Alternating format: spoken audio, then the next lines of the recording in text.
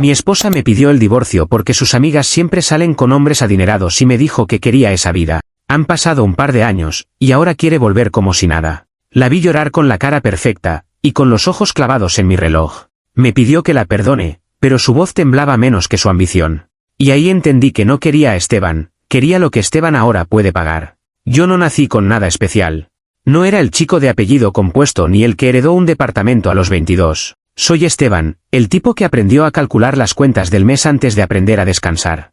Y cuando conocí a Lorena, mi esposa, me pareció que por fin tenía un motivo bonito para reventarme trabajando sin sentirme usado por la vida. Con Lorena todo era intenso, de esas personas que convierten lo cotidiano en un espectáculo. Si salíamos a comer, ella elegía el lugar por la iluminación. Si íbamos a una reunión familiar, se fijaba en quién traía el bolso más caro. Yo lo veía como vanidad ligera, como una fase. Me decía que era ambiciosa y yo, tonto, lo confundía con energía. Al principio yo la quería cuidar de verdad.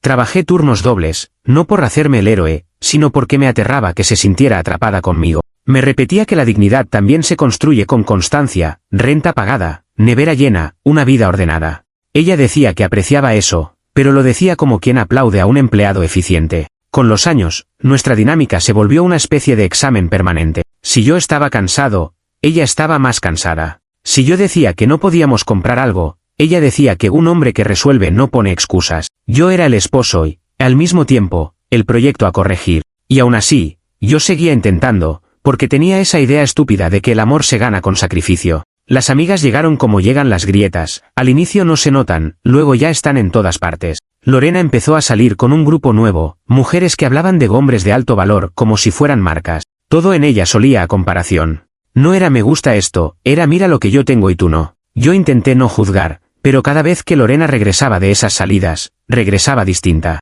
Lo que cambió no fue su ropa ni sus gustos, fue su mirada. Empezó a mirarme como si yo fuera un mueble que ya no combina con la casa. Antes me contaba chismes con risa, luego me los contaba con una especie de tristeza orgullosa, como quien dice estoy destinada a algo mejor.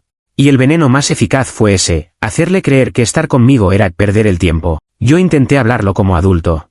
Le dije que si quería metas más grandes, yo también las quería, que podíamos hacer un plan, que yo no le tenía miedo a trabajar. Pero ella no estaba hablando de metas, estaba hablando de estatus. Y el estatus no se construye con paciencia, se exige como si fuera un derecho. Esa noche de martes todavía la siento rara, porque no fue dramática, fue clínica. Lorena me pidió el divorcio como quien pide que le cambien la cuenta del restaurante. Me dijo, con una frialdad que no le conocía, que quería la vida de lujos que merezco y que tú nunca podrás darme. Y luego me remató con algo peor, me llamó un lastre para su ascenso social. Yo me quedé mirándola como si no entendiera el idioma. No porque fuera ingenuo, sino porque 5 años de cargar cosas juntos te hacen creer que hay límites. Yo pensé que, incluso en una ruptura, habría algo de humanidad. Pero ella no me estaba dejando por amor, me estaba dejando por mercado. No lloré ahí. Me dio una vergüenza seca, como si alguien me hubiera quitado la piel. Lo que dolió no fue el divorcio como trámite, fue el mensaje, que mi esfuerzo no era amor, era una moneda barata. Me firmó el fin como quien se deshace de un problema, y yo me quedé con una casa vacía y con la sensación de haber invertido la vida en alguien que estaba cotizando otras vidas. Los siguientes meses fueron de sobrevivir con dignidad. Me enfoqué en lo único que no me traicionaba, el trabajo bien hecho. Yo ya venía armando una pequeña startup, algo modesto, con más ilusión que capital. Antes lo hacía en ratos. Después del divorcio, lo hice como si me fuera la vida, porque, de alguna forma, se me estaba yendo. Pasó el primer año y lo único que me sostenía era la rutina. No por épica, sino por necesidad. Yo necesitaba que el dolor tuviera un lugar, un horario. Si el mundo me había escupido, yo iba a responder con construcción. Y mientras yo me rompía la espalda, Lorena se fue a buscar lo que sus amigas vendían como destino. Lo de ella me llegaba por comentarios sueltos, por gente que habla sin preguntarte si quieres escuchar. Que estaba en ambientes, que se movía con gente, que ahora sí iba a vivir. Yo fingía que me daba igual, pero cada noticia era como una aguja. Y lo peor era la idea de que, tal vez, tenía razón, que yo nunca iba a alcanzar ese mundo. 2 años después, mi startup despegó. No como película, sino como negocio real, clientes, contratos, solvencia, estructura. Empecé a respirar distinto. Me compré un auto nuevo porque podía, no para presumir. Me compré un reloj de marca porque un día me lo probé y pensé, yo también merezco una señal de que sobreviví. Y ahí fue cuando Lorena reapareció. Fue la semana pasada. Un mensaje largo, de esos que quieren sonar profundos, diciendo que el dinero no importa, que se arrepiente, que me extraña, que fuimos historia. No me reí. Me dio una calma fría, porque la coincidencia era grotesca. Justo cuando vio mi auto en redes, justo cuando supo que ahora sí había nivel. Quedamos en vernos. Yo pensé que iba a sentir rabia, pero lo que sentí fue una curiosidad amarga. La vi llegar con su sonrisa ensayada, con su perfume caro, con su voz hecha para pedir indulgencia. Y en los primeros minutos, lo supe, ella no estaba ahí por mí. Cada vez que yo movía la muñeca, su mirada hacía un barrido rápido. Ese detalle mínimo me terminó de ordenar la cabeza. En un momento intentó llorar. Lágrimas bonitas, de esas que no arruinan el maquillaje. Dijo que estaba cansada de lo superficial, que se había equivocado, que conmigo se sentía en casa.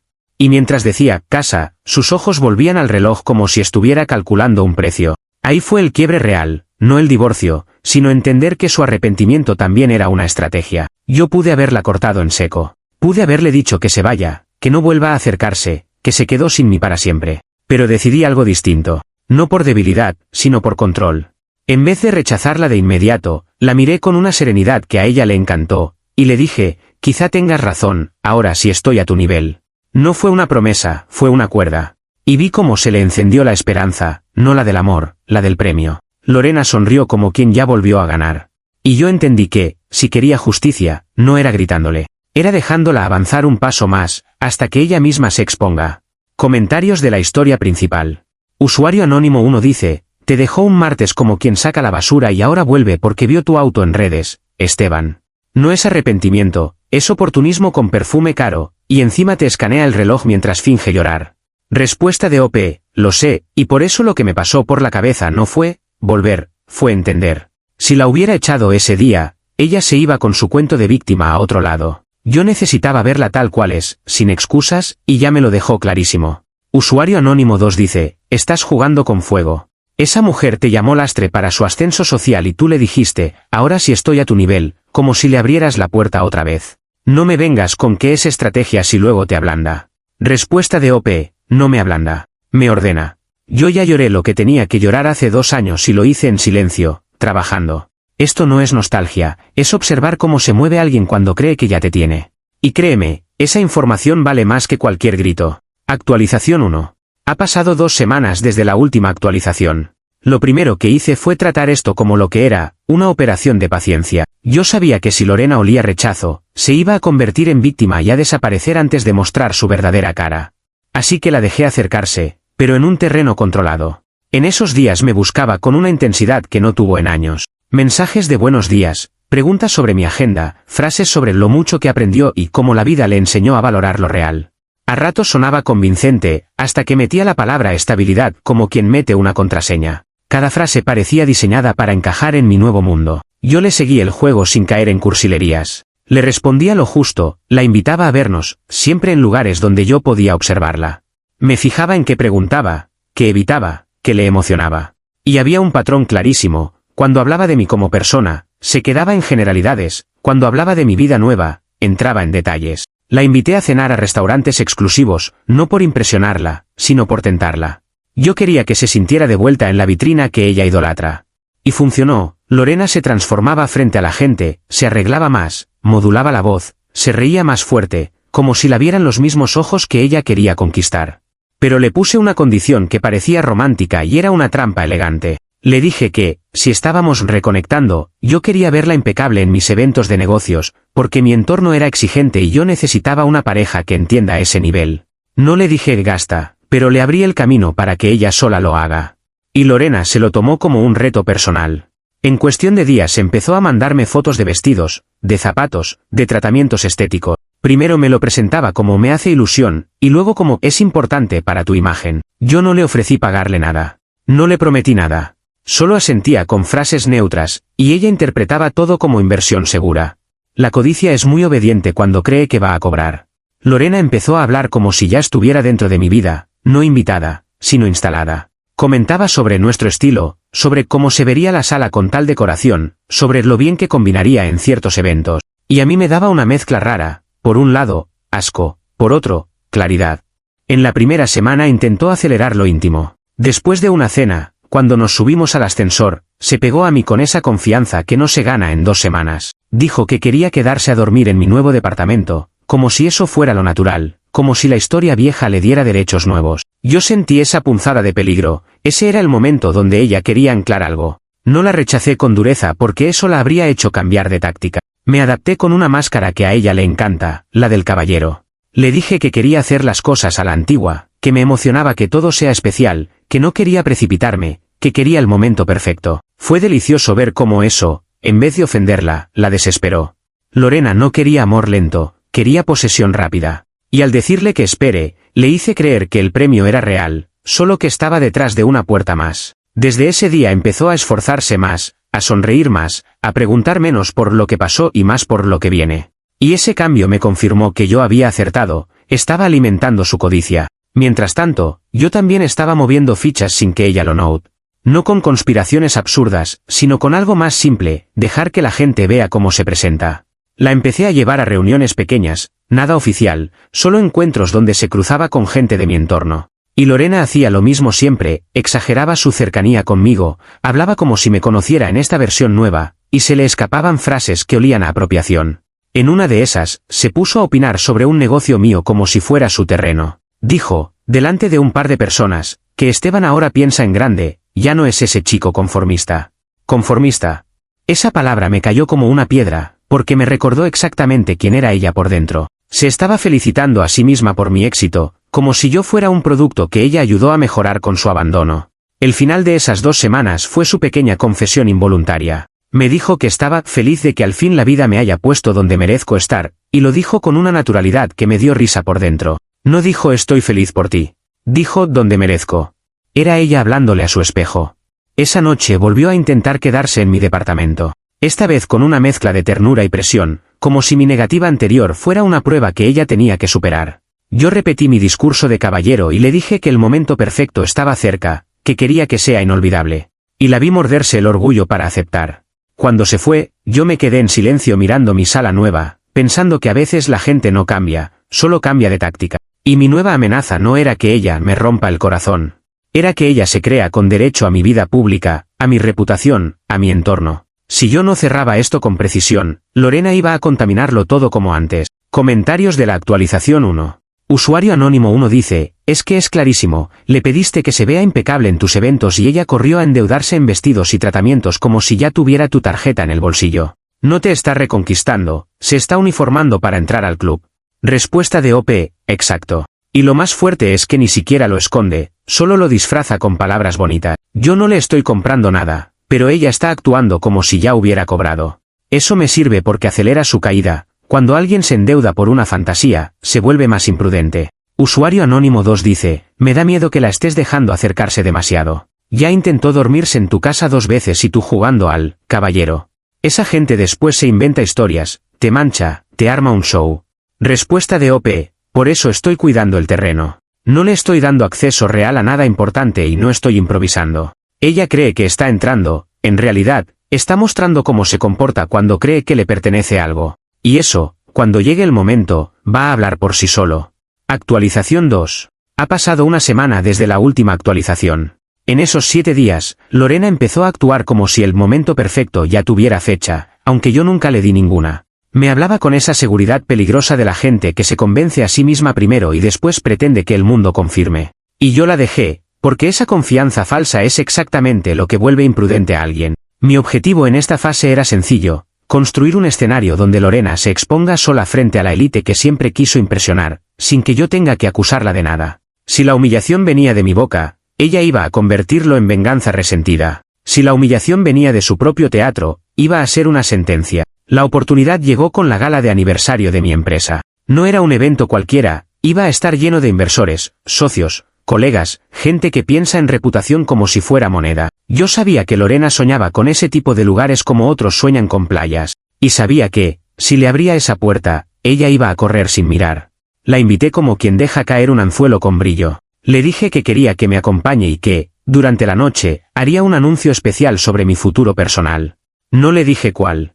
No le dije cuándo. Pero vi cómo se le expandió la cara con una felicidad que no era por mí, sino por lo que ella imaginó que significaba. Me respondió como si ya hubiera ganado una guerra. Durante esa semana se preparó como si fuera a coronarse. Me mandó fotos de su vestido, me habló de su peinado, de su piel, de su imagen. Y lo más revelador fue que jamás preguntó si yo estaba nervioso, si para mí era importante. Solo preguntaba cosas prácticas: dónde se estaciona, quiénes van, si habrá fotos, si el evento sale en prensa. Yo asentía con calma, dejándola construir su castillo en el aire. La noche de la gala, Lorena llegó brillando de una manera casi agresiva. Se movía como si el lugar le perteneciera, como si el piso fuera su pasarela.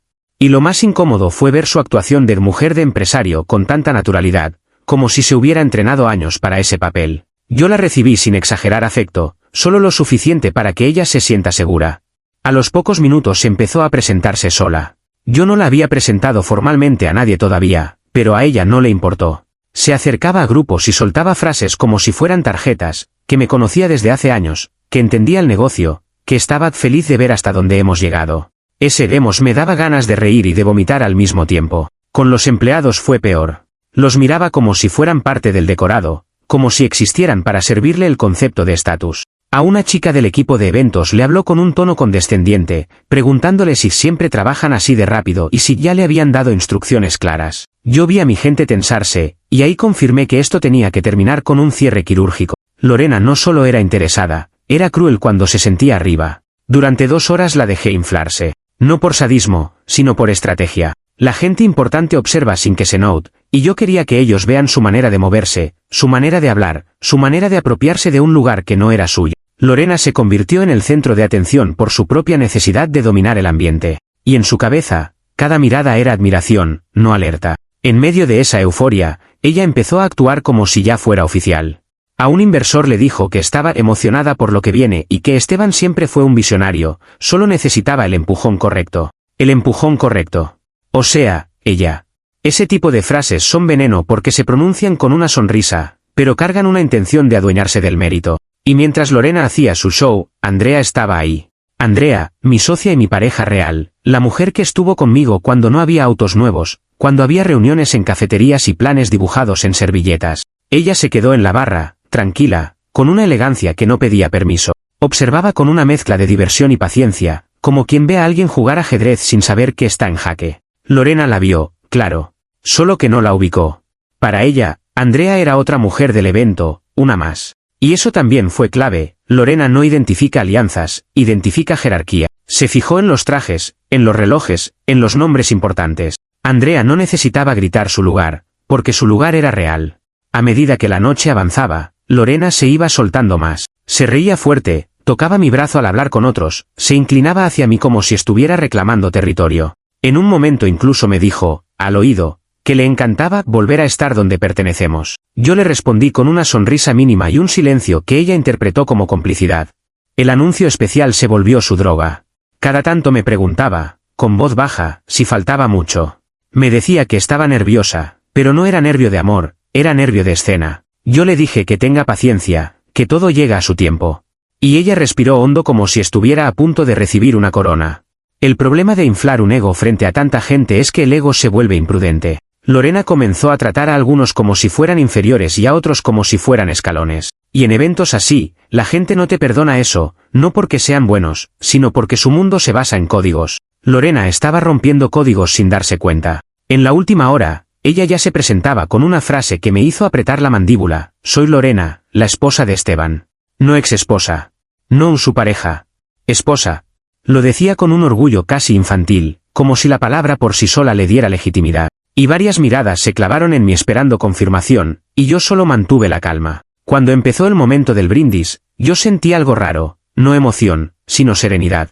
Porque ya estaba todo hecho. Lorena se había delatado con cada gesto. Y lo único que faltaba era el corte final. La actualización termina aquí, con Lorena lista para subir al escenario creyendo que va a recibir un anuncio romántico frente a 200 ojos. Yo, en cambio, estoy a punto de convertir su teatro en evidencia. Y la amenaza ya no es solo su vergüenza, es lo que hará cuando se le caiga el mundo en público. Comentarios de la actualización 2. Usuario anónimo 1 dice, no puedo con la desfachatez, la tipa se endeuda para ir a la gala, llega actuando como dueña del lugar y encima se presenta como, la esposa, frente a inversores. Literal se está robando tu nombre como si fuera un bolso de marca.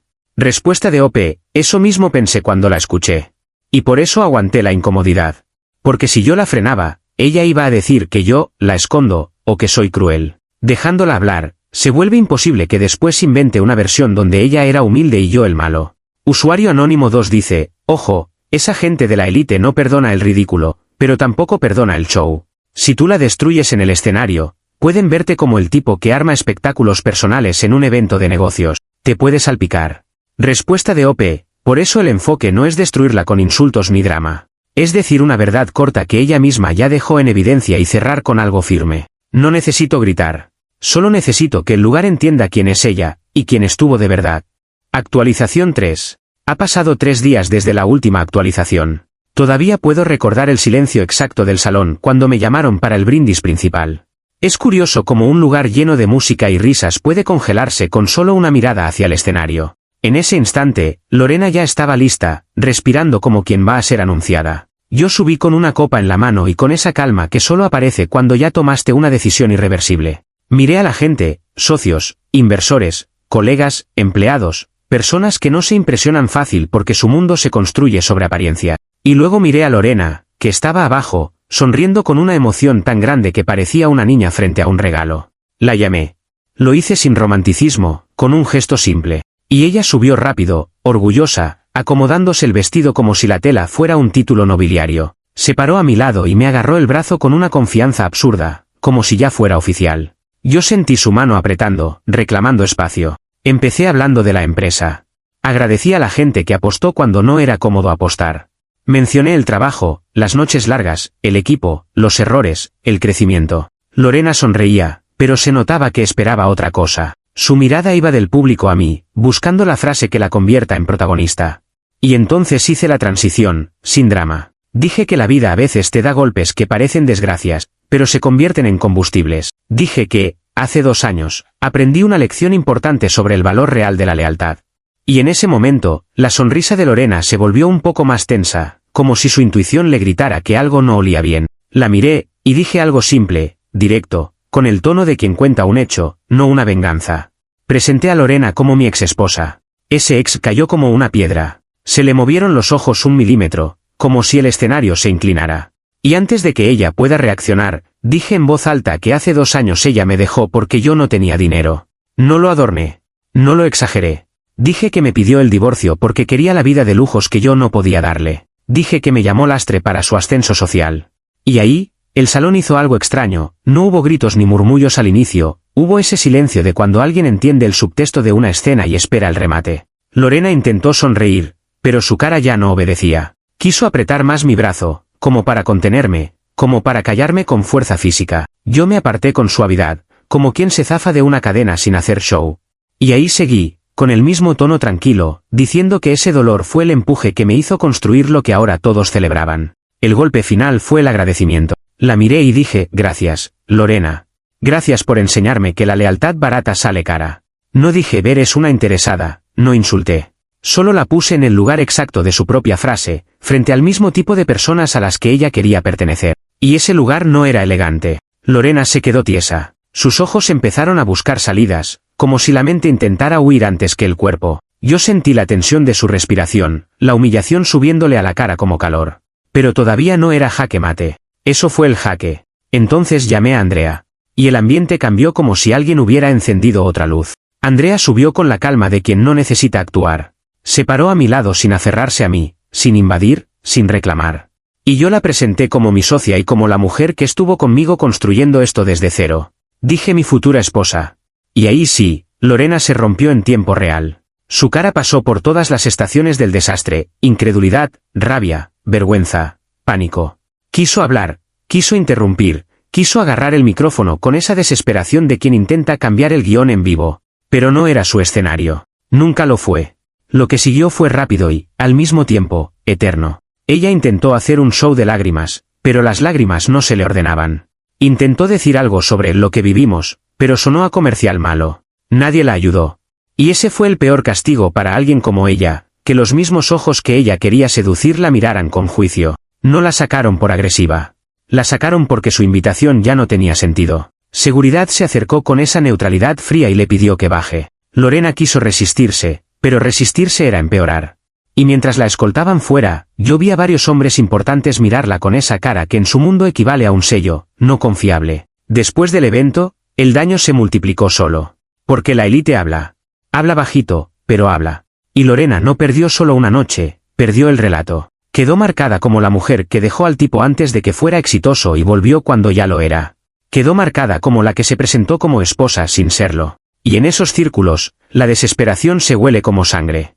Hoy sé, por cosas que me han contado, que está endeudada por la ropa y los tratamientos que se hizo creyendo que ya tenía mi futuro asegurado. Y ahora esa misma ropa se convirtió en una prueba de su estupidez, se compró un disfraz para una obra en la que no tenía papel. Me han dicho que ha intentado contactar a gente del evento, como si pudiera arreglarlo con sonrisas. Nadie le responde. Yo, en cambio, volví a mi vida con una paz extraña. No me sentí más grande, ni más ganador.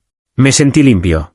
Andrea y yo cerramos la noche sin gritos, sin drama, con la simple certeza de que la verdad, cuando se coloca en el escenario correcto, hace el trabajo sola. Y el cierre definitivo es este: Lorena quiso volver como si nada porque pensó que el dinero era la llave de todo. Pero terminó perdiendo lo único que a ella le importaba, la posibilidad de pertenecer a ese mundo sin que la señalen. En su obsesión por ascender, se cayó del mapa social.